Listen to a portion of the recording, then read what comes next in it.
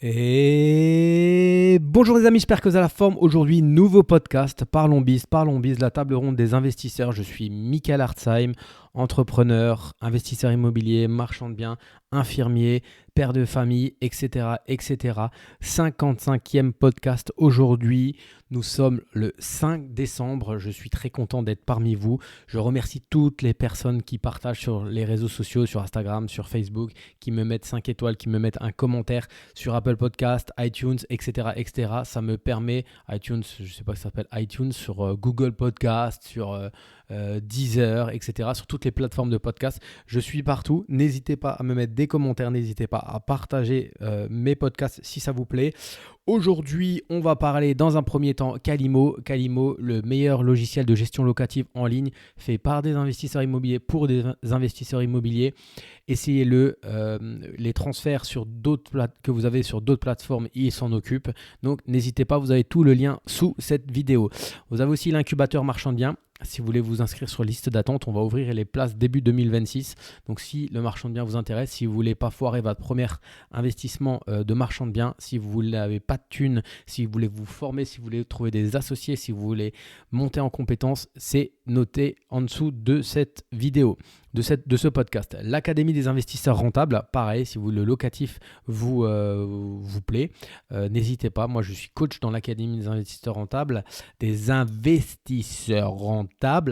J'anime d'ailleurs lundi une conférence une fois par mois, donc n'hésitez pas. Et si vous voulez un one-to-one avec moi, un coaching individuel, j'en fais. Pas beaucoup, mais j'essaye de faire de la qualité plutôt de la quantité. Donc n'hésitez pas, revenez vers moi sur Instagram, l'investisseur boxeur, si ça vous intéresse. J'en fais 1 ou 2 par mois.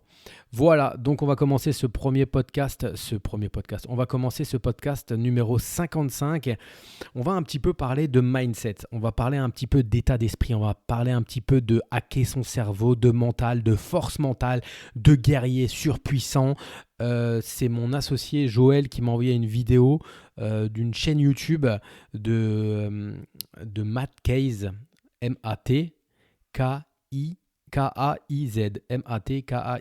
C'est la chaîne YouTube s'appelle Matt Kaiz et le mec parle beaucoup de mindset, parle beaucoup il résume des livres, et lui a tiré cette vidéo YouTube d'une autre vidéo YouTube d'un Américain, Alex Marzi. Alex au pire vous irez écouter la vidéo. Ça parle de la force mentale. Ça parle du mindset, de l'état d'esprit qu'il faut avoir. Et je rigole parce que, je fais une petite parenthèse. Hier, j'étais chez le kiné, donc j'ai 2 kinés. J'ai un kiné pour ma hernie discale cervicale et j'ai un kiné pour ma reprise du sport suite à mon opération des ligaments croisés. Pour les personnes qui me suivent, vous savez que je suis à l'heure actuelle à 4 semaines plus 3 jours d'une opération pour les ruptures de ligaments croisés. Et donc, j'ai choisi de prendre un kiné du sport. Et je suis complètement en phase avec ce mec-là. Je suis complètement... il sait comment me parler. Il me comprend. Hier, j'étais 1h45. 1h45, donc il m'a fait faire les exercices. Il m'a d'abord massé, on a fait de la cryo sur la cicatrice, il a massé la cicatrice, ensuite il m'a fait faire des exercices. On va dire que 80% du temps que je passe là-bas, c'est pour faire des exercices de musculation de nouveau, pour réathlétiser ma jambe.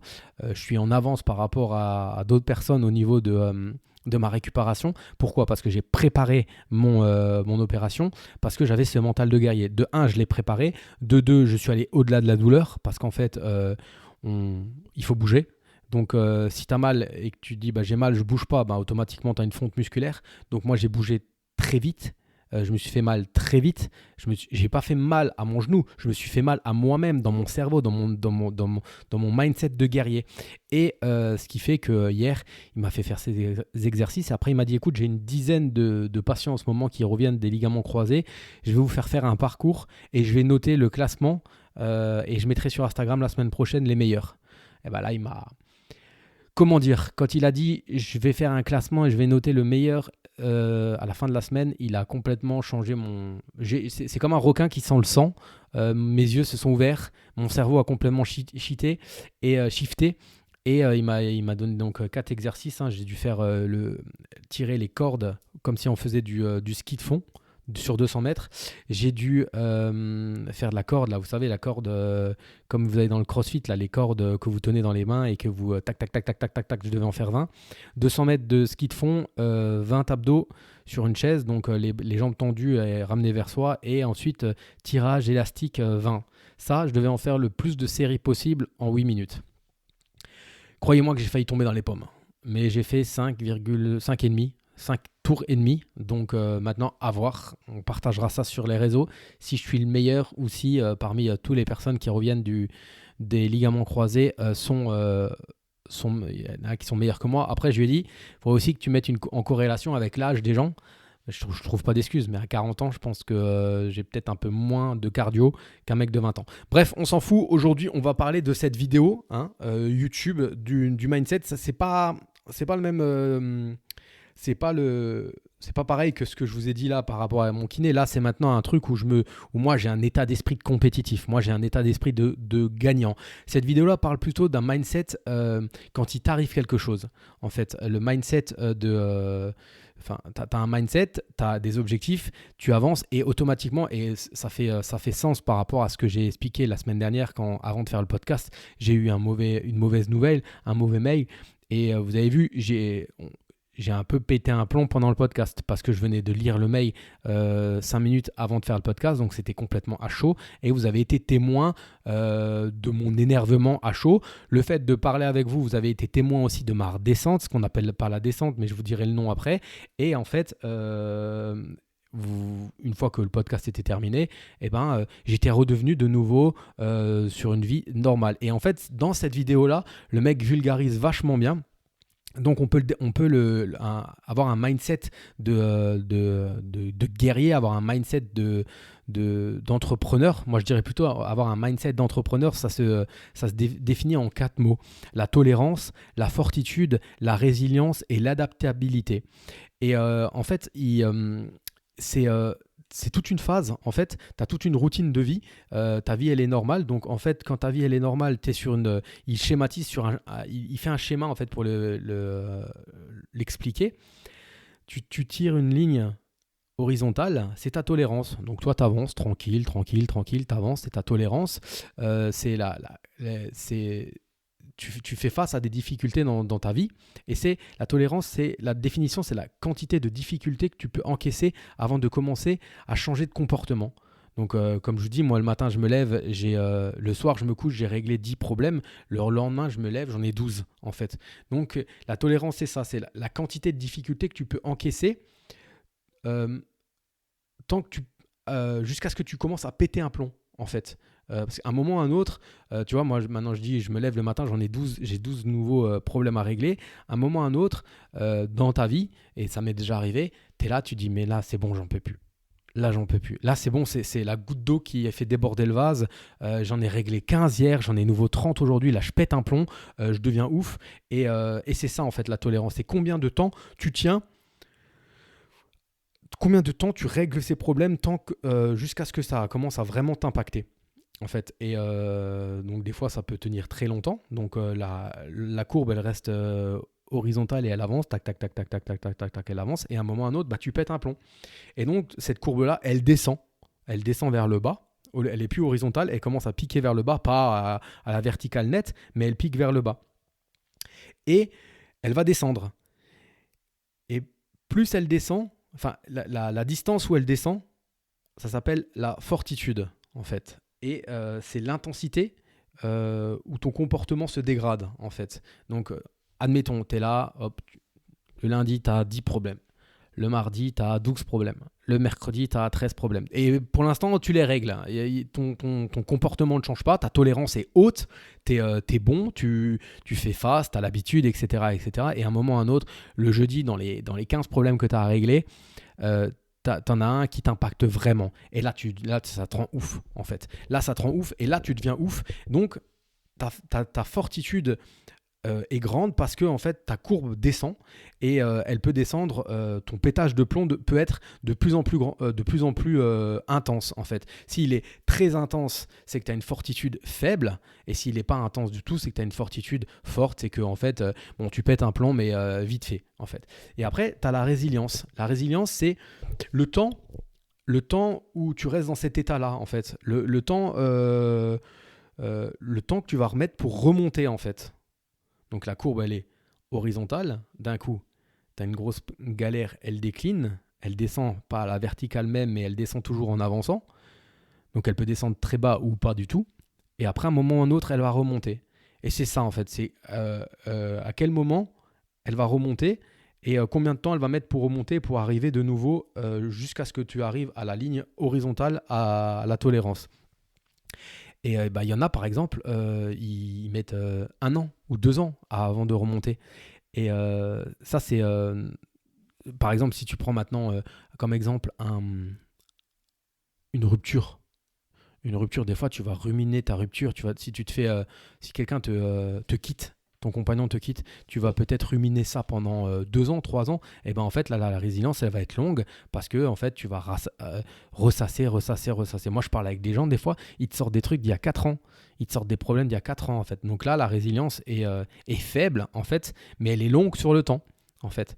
Donc c'est toujours ça. Tu as ta tolérance, après, ça chute, tu as ta fortitude, à quel degré tu pètes un plomb. Et après, il y a le temps que tu mets à remonter, à ressasser, ou alors, à contrario, tu mets moins de temps et tu passes à autre chose de nouveau. Et après, tu as l'adaptabilité. En fait, c'est de nouveau la courbe horizontale. Mais cette fois-ci, la courbe horizontale, est-ce qu'elle est au même niveau que la courbe horizontale qui était avant le problème? Est-ce qu'elle est plus basse ou est-ce qu'elle est plus haute? Et où est-ce qu'elle est au même niveau, en fait? Ça veut dire quoi? C'est l'adaptabilité. Ça veut dire que comment tu t'adaptes, comment tu fais avec ces problèmes, sachant que, bien sûr, il y a des problèmes que tu ne peux pas résoudre. Il y a des problèmes que c'est indépendant de ta volonté. Marc Aurèle disait toujours qu'il faut pouvoir vivre et garder sa routine et garder son cap, garder sa vision, garder son chemin, continuer à rouler sur la route et faire face aux problèmes. Mais tu as des problèmes où toi, tu ne peux pas... il faut régler les problèmes où toi, tu peux pouvoir les régler. À un moment ou à un autre, il y a des choses que tu ne peux pas régler. Il y a des choses que c'est indépendant de ta volonté, ça dépend de quelqu'un d'autre, en fait. Donc l'adaptabilité, c'est où est-ce que tu te situes après tout ça, après un pétage de plomb, après un temps de résilience où ça t'a travaillé, etc.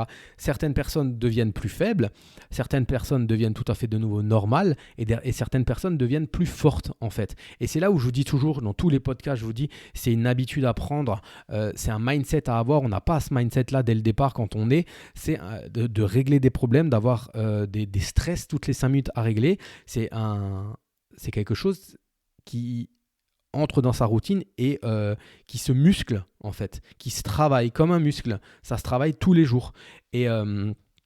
Et moi, j'étais pas à 21 ans, 22 ans, j'avais pas de problème. Et au fur et à mesure, en commençant à faire de l'investissement immobilier, en faisant de l'entrepreneuriat, j'ai commencé à régler les problèmes. En fait, quand tu vois que tu règles les problèmes, tu vois que tu avances. En fait, plus tu avances, plus tu commences à gagner d'argent, plus tu peux entreprendre de nouvelles choses, plus tu as de nouveau des problèmes, plus tu dois de nouveau régler des problèmes, encore plus de problèmes, des problèmes de plus en plus grands, des fois des problèmes de plus en plus, des problèmes de riches, etc. etc. Là, on va en revenir après, mais là, j'ai un problème de riche, entre guillemets. J'ai déjà fait 2 pré-bilans. Mon problème de riche, c'est que en fait, je vais payer beaucoup d'IS, en fait. Donc, c'est un problème de riche. Hein. Comment un peu réduire légalement, bien sûr, mes impôts avant le 31/12/2025. Et en fait, c'est ça. C'est l'adaptabilité. Moi, personnellement, je pense que après, bien sûr, tout est à mettre dans son contexte. Hein.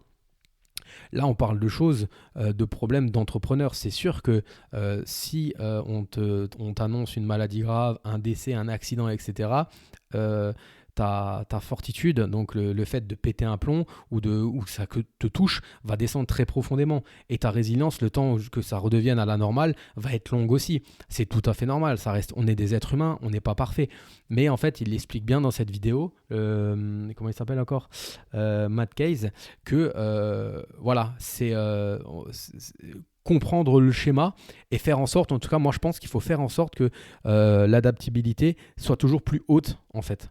Que en fait chaque problème te permette de grandir. Chaque échec te permette de grandir. Je fais des corrélations avec moi, mais quand il y a 2 ans et demi, 3 ans, j'ai perdu de l'argent en marchand de biens, déjà j'aurais pu péter un plomb. Et avec mes associés, on aurait pu s'engueuler. On ne s'est jamais pris la tête. C'est une grosse force. Quand on a dû se poser un moment pour dire, bah écoutez, on pose nos couilles sur la table et on paye ce qu'on a à payer et on rembourse ce qu'on a à rembourser avec nos deniers propres. Et bah tant pis, on a perdu de l'argent, on n'a pas été bon. Voilà, ça n'a pas duré très très longtemps.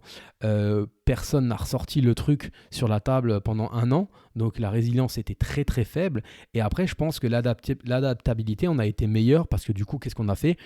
Eh ben, on a continué à prospecter et on a été beaucoup plus select dans nos biens et on a été plus pro en fait, hein, tout simplement, et ce qui nous permet de ne pas refaire les mêmes erreurs. C'est ça en fait, l'adaptabilité, soit en fait, on aurait pu aussi avoir une adaptabilité plus faible et dire, bah en fait, on arrête le marchand de biens et c'est pourri, et y a trop ça va trop vite, il suffit que les taux augmentent, il suffit que le marché se retourne, et en fait, on ne gagne pas d'argent. Donc en fait, voilà, ça c'est un truc, ça se muscle tous les jours. Tu peux choisir que ça a un impact sur toi. Je reviens encore sur moi. Vous savez, vous me suivez tous, que ça fait maintenant 2 mois que j'ai choisi d'acheter une résidence principale, une belle maison. On en est tombé amoureux avec ma femme. On a le crédit, tout va bien. On va signer début d'année 2026, mais on a galéré. J'ai galéré. C'est même pas moi qui ai réussi à avoir le crédit, c'est ma femme, et ma grand-mère me le rappelle bien que c'est moi qui vais voir les banquiers toute l'année, mais c'est elle qui a réussi à avoir le crédit pour cette maison. Mais pendant un mois et demi, le CIC dont je suis client, le Crédit Agricole dont je suis client, ouais, le CIC et Crédit Agricole dont je suis client, m'ont fait comprendre que ça allait être compliqué. Parce que je venais d'acheter un immeuble juste avant, parce que j'étais très endetté, le taux d'endettement, nanani nanana. Et en fait, bah, pendant 1 mois, et en fait, cette maison, quand tu es résidence principale, c'est horrible parce que tu as ce côté affectif en fait sur la maison. En plus, je sais qu'on l'achète pas trop cher, mais en marchand de biens, je l'aurais jamais acheté à ce prix-là. Après, je vais avoir une plus-value latente parce que je vais faire des travaux, etc. et je vais les faire moi-même. Mais bref. Et donc, j'aurais pu péter un plomb, donc avoir une fortitude très élevée, descendre très bas, avoir une résilience, en parler toutes les 5 minutes et que ça m'impacte, très longue, et avoir une adaptabilité après très basse aussi, ne plus revenir à la normale. Mais en fait, j'ai fait le choix de quoi? De continuer ma life, de continuer à avancer sans que ça m'impacte. Alors, à aucun moment je vais dire que ça ne m'impactait pas. Bien sûr que j'y pensais. J'y pensais tous les jours, j'y pensais plusieurs fois par jour. Mais qu'est-ce que je fais? Est-ce que je m'arrête, je pleure? Est-ce que je continue à faire mon business? Parce qu'en fait, des problèmes qui vont vous impacter, vous en aurez toute l'année, vous en aurez toute votre vie. Mais est-ce que le temps que le problème n'est pas réglé, vous n'allez pas continuer à avancer? C'est hors de question, les amis. Je vous le dis, c'est hors de question. Si vous voulez être bon dans ce que vous faites, si vous voulez réussir dans la vie, dans les affaires, c'est pas parce que vous avez un problème en attente que vous devez vous stopper et fragiliser et perdre tout moyen. Il faut continuer à avoir vos objectifs et il faut continuer à avancer. Et c'est très dur. Quand j'étais plus jeune, tant qu'un truc n'était pas terminé, j'en faisais pas un autre. Mais non, en fait. Et c'est pour ça que moi, j'aime régler les problèmes très rapidement. Comme ça, en fait, bah, ça me pèse pas ça me pèse pas et ça me permet de continuer à avancer. On a eu cette discussion avec ma femme. J'ai dit, mais au pire, on n'est pas à la rue. On est dans notre résidence principale là, à l'heure actuelle, là où je tourne ce podcast. On est dans cette maison depuis presque ce beau duplex de plus de 160 mètres carrés depuis 8 ans. Et ben, au pire des cas, c'est ce que je lui ai dit. Au pire des cas, qu'est-ce qu'il y a? Eh ben, on reste là. Bien sûr que là où on est, c'est provisoire. Bien sûr que là, ça fait 8 ans le provisoire, etc. Bien sûr que cette maison, elle est top. Bien sûr qu'on s'est projeté. Mais au pire du pire, on n'a pas le crédit et on reste là. Personne n'est malade. Personne n'est mort, tout le monde est en bonne santé, on a une belle vie, on économise de l'argent aussi du coup parce qu'on ne s'endette pas de 400 000 pour une nouvelle résidence principale. Mais voilà, des fois, il faut savoir relativiser, il faut savoir remettre l'église au centre du village et se dire, voilà, il y a toujours pire. Il y a toujours pire. Donc, voilà, comme je vous dis, ça se travaille, c'est comme un muscle. Faut aussi, pareil, dans la vidéo et dans ce schéma-là, hein, il explique aussi qu'il ne faut pas forcément non plus réagir à chaud. Parce que quand tu as cette tolérance, donc tu continues à avancer, tu es sur cette route, d'un coup tu as un problème, tu as la fortitude, ça baisse. Et donc la fortitude, généralement quand ça baisse, c'est que tu as une mauvaise nouvelle. Et tu as le choix de réagir à chaud ou de réagir plus tard. Hier, dans mon activité professionnelle, j'ai eu un mauvais retour. J'avais le choix de répondre à ce mauvais retour tout de suite ou de laisser passer quelques jours. J'ai décidé de laisser passer quelques jours. J'avais envie de prendre mon téléphone, d'appeler et de régler le problème rapidement, mais j'aurais pas été assez diplomate. La semaine dernière, quand j'ai fait le podcast, j'ai insulté parce que j'étais à chaud. Parce que j'ai pris le micro, je vous ai parlé directement après la mauvaise nouvelle de mon mail. À l'heure actuelle, je ne pense plus la même chose. Il s'est passé une semaine et je suis moins vulgaire et je suis moins trash sur ce que je pense. Donc voilà, il faut savoir relativiser, il faut savoir ne pas réagir à chaud, c'est très dur. Et c'est toujours pour justement pas réagir à chaud, pour justement éviter que la fortitude soit trop élevée, que ta descente soit trop basse. Et un exemple tout con, et il en parle, et moi c'est un truc de fou chez moi, c'est en voiture. Quand vous êtes en voiture, vous avez le choix avec un gars derrière toi qui te fait des appels de phare ou un gars qui te fait une queue de poisson, etc. Tu as le choix de réagir cash, de mettre un coup de frein, de lui faire le gogol. Et moi, combien de fois je l'ai fait? Et en fait, tu as le choix de pas péter un plomb et de le laisser passer. Des fois, je suis là, je vois le mec, je dis putain, je vais le défoncer. Et par moment, je le fais.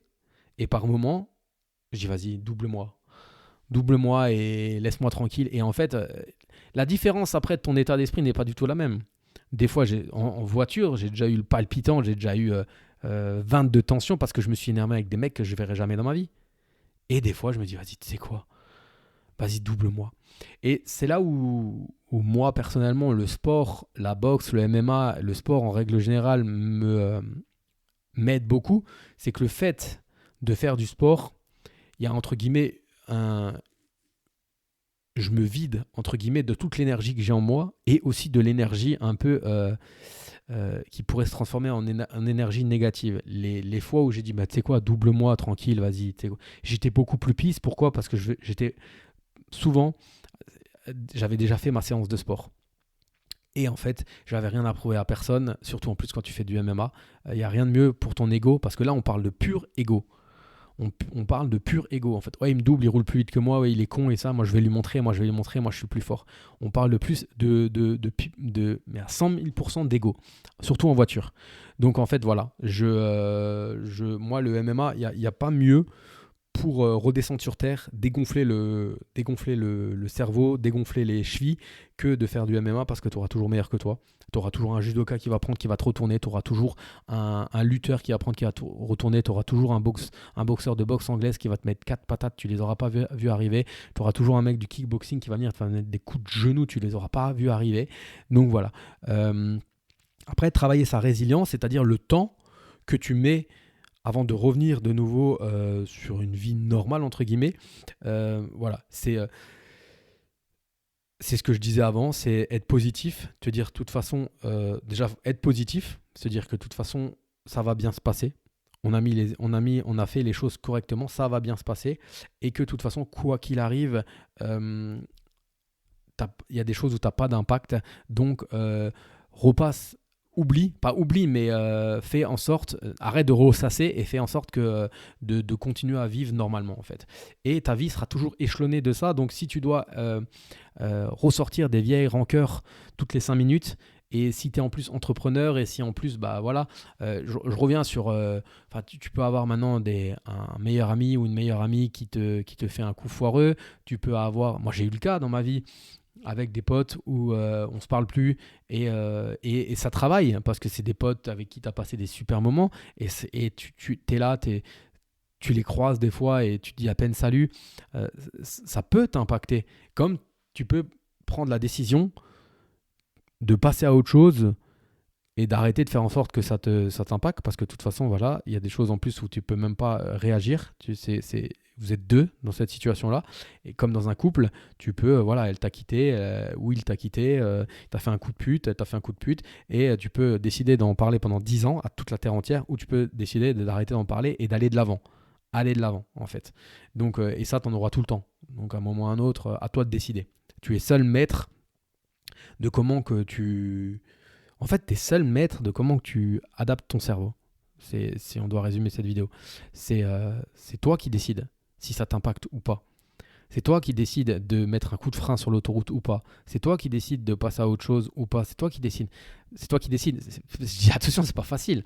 Mais déjà, le fait de dire moi, je veux passer à autre chose et de mettre les actions en place, voilà. Après, automatiquement, tu vas y repenser parce qu'on est des êtres humains.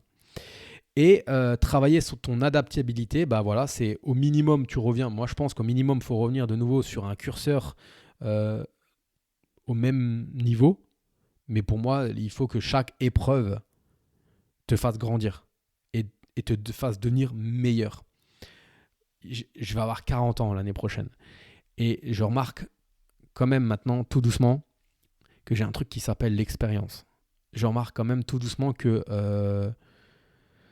mes situations vécues par le passé, et à 40 ans, bah, t'en as quand même un peu vécu, m'aident à surmonter certaines épreuves. Des fois, je dis à ma femme, j'en ai vu d'autres. J'ai les épaules larges.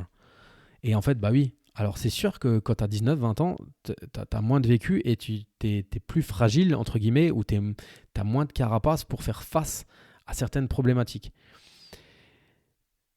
Mais c'est là où il faut être fort. C'est là où il faut être fort. Et en fait, bah, moi, je pense et je fais en sorte que chaque problème, une fois résolu, me fasse être une personne meilleure. En tout cas, si on parle du côté mindset entrepreneur, hein, si on arrête de parler vie de couple ou pote ou même maladie, je parle dans la vie de tous les jours.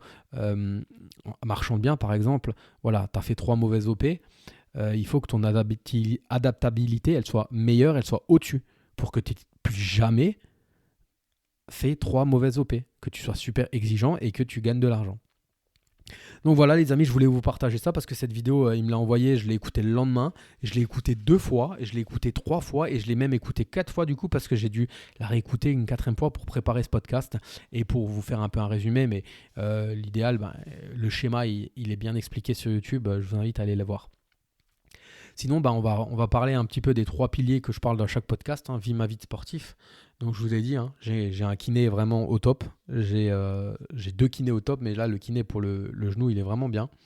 J'ai vraiment trouvé quelqu'un il rigole quoi. Quand il me voit, il me dit bon, allez, on charge un peu plus.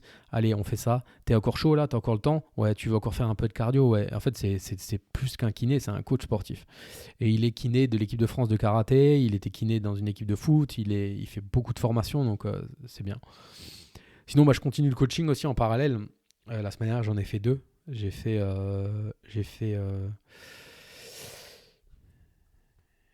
quoi? J'ai fait dos.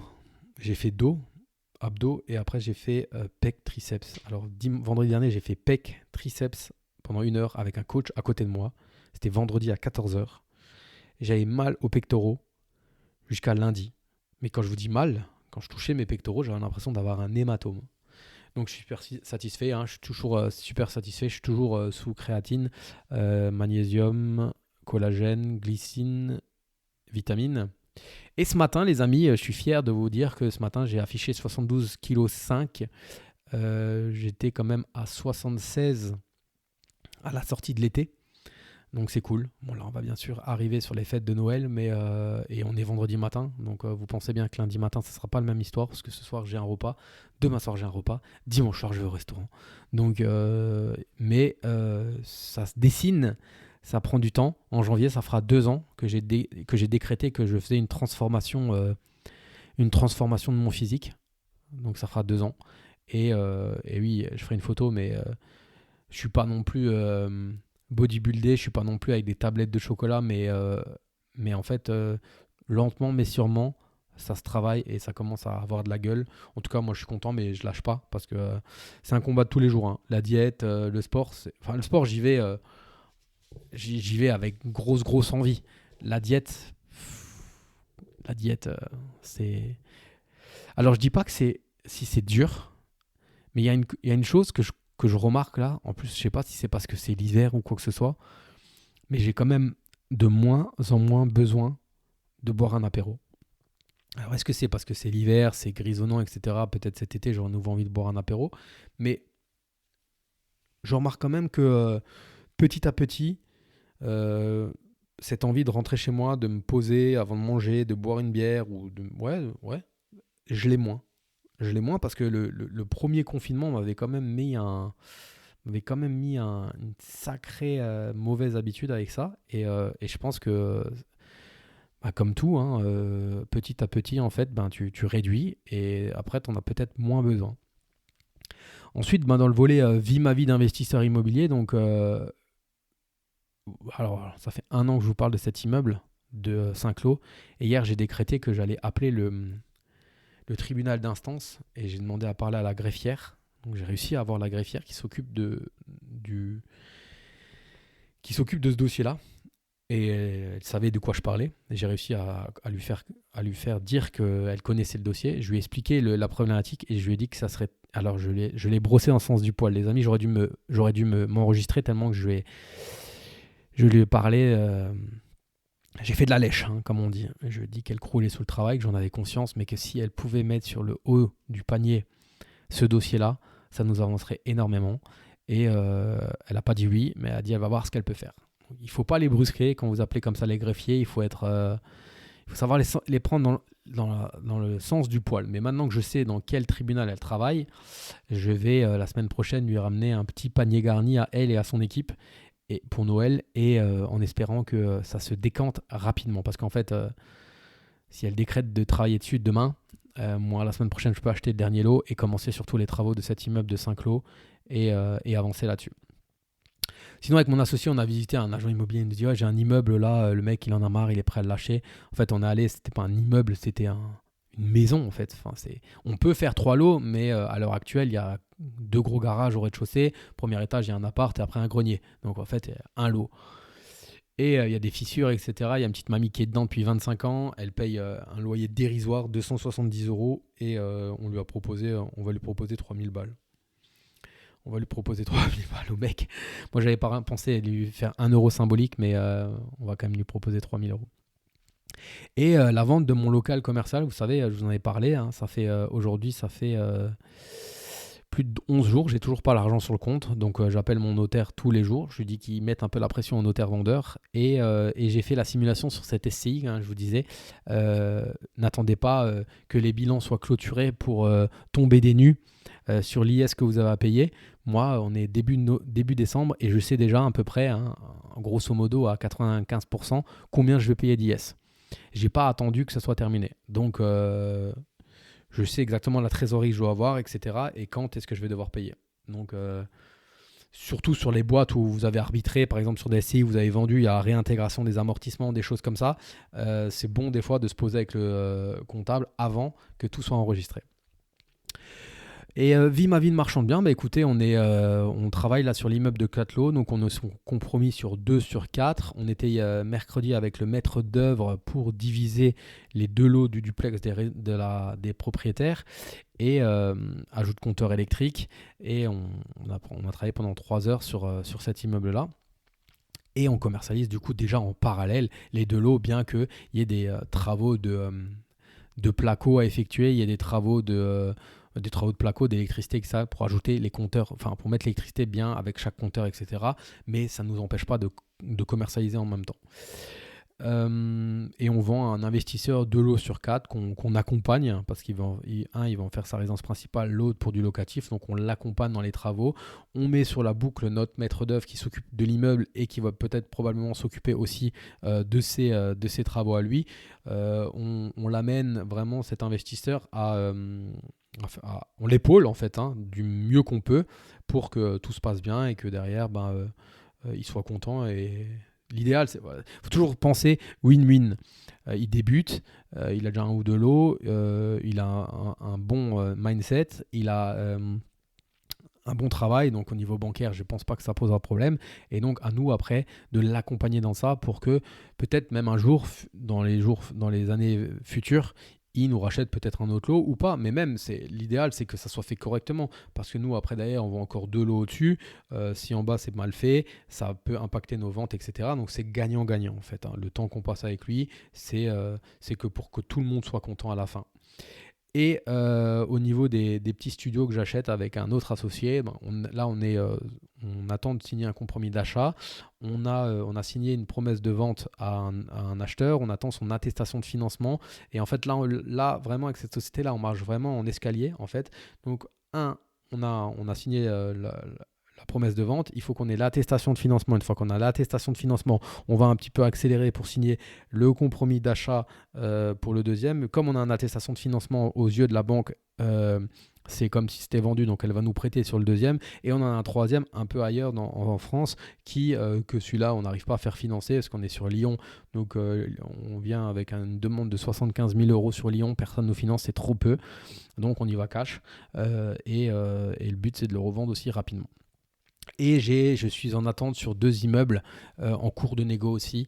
Voilà, rien de concret, c'est que du papier pour l'instant. Mais voilà. Et je suis aussi très fier de mes j'ai 4 mentors, donc je vais peut-être probablement en avoir que 3. Il y en a un peut-être qui va se retirer, c'est pas sûr encore. Mais donc quand je dis mentor, les personnes qui ont pris l'incubateur marchand de biens ont la possibilité d'être mentorées. Donc moi je suis mentor avec plein d'autres collègues à moi. Et j'en ai 2 femmes du côté de Metz et 2 hommes du côté de Strasbourg-Aubernais. Et ça sort les doigts du cul, hein. Je suis content, j'ai bien sélectionné, ça se bouge, je suis content. Les femmes, elles ont la dalle, hein. Je suis content, je suis très content de les avoir choisies et ça fait plaisir et je reste à leur disposition dès qu'elles ont des questions. Là, cet après-midi, j'ai un Zoom avec le monsieur d'Aubernay et c'est cool parce que ça permet d'échanger, tu vois leur progression, tu leur donnes des tips. Après voilà, il y a des choses qui passent pas. Voilà, elle voulait se positionner sur un immeuble, une qui voulait se positionner sur un immeuble de 1,4 million. Moi, samedi dernier, je lui ai dit clairement, n'y va pas, c'est trop gros, il y a trop d'incertitudes, il y a un locataire qui paye pas, non, pour une première, non. Je lui ai clairement dit non. Et qu'est-ce qu'elle fait? Elle me rappelle mardi, elle me dit l'agent immobilier a rentré un nouvel immeuble en off.